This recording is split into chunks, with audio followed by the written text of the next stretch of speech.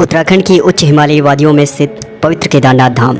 हर साल लाखों श्रद्धालु यहां बाबा केदार के दर्शन के लिए पहुंचते हैं। लेकिन जून 2025 की एक सुबह श्रद्धा की इस यात्रा में एक ऐसा काला अध्याय जुड़ गया जिसने सबको झकझोर कर रख दिया। कुंड के पास स्थित गौरीमाई खर्क में एक हेलीकॉप्टर आसमान से गिरकर जल गया। देखते ही देखते 7 लोगों की जिंदगी राख हो गई।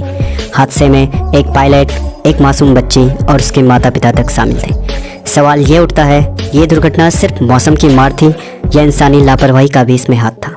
हादसे के बाद सामने आए चश्मदीद बताते हैं कि आसमान में बादल तो थे, लेकिन जैसे ही हेलीकॉप्टर ने उड़ान भरी, अचानक घना कोहरा छा गया। हेलीकॉप्टर थोड़ा मुड़ा, नीचे आया और एक पेड़ से टकराकर सीधे जमीन पर गिर गया। लेकिन इस प्राकृतिक वजह के पीछे जो कड़वी सच्चाई छिपी है वो और भी चौंकाने वाली है। रिपोर्ट में सामने आया है कि आर्यन हेली कंपनी को 6 से 7 बजे के बीच उड़ान भरने का स्लॉट दिया गया था, लेकिन उन्होंने नियमों की अनदेखी करते हुए पहले ही सुबह 5:11 पर उड़ान भर दी और 5:24 पर हादसा हो गया।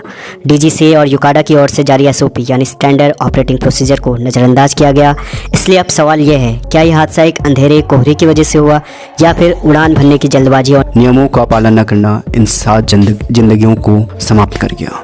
मामले में कंपनी के 2 वरिष्ठ अधिकारियों विकास तोमर और कौशिक पाठक पर मुकदमा दर्ज किया गया है। पुलिस की रिपोर्ट में सीधे तौर पर हादसे का जिम्मेदार उन्हें ठहराया गया है। इनके खिलाफ भारतीय दंड संहिता, भारतीय न्याय संहिता 2023 और वायुयान अधिनियम 1934 के तहत केस दर्ज किया गया है। दूसरी ओर ट्रांस भारत एविएशन की 2 अन्य उड़ानों पर भी सवाल उठे जो खराब मौसम में ही उड़ान भरते पाई गई। इन पायलटों का लाइसेंस निलंबित कर दिया गया।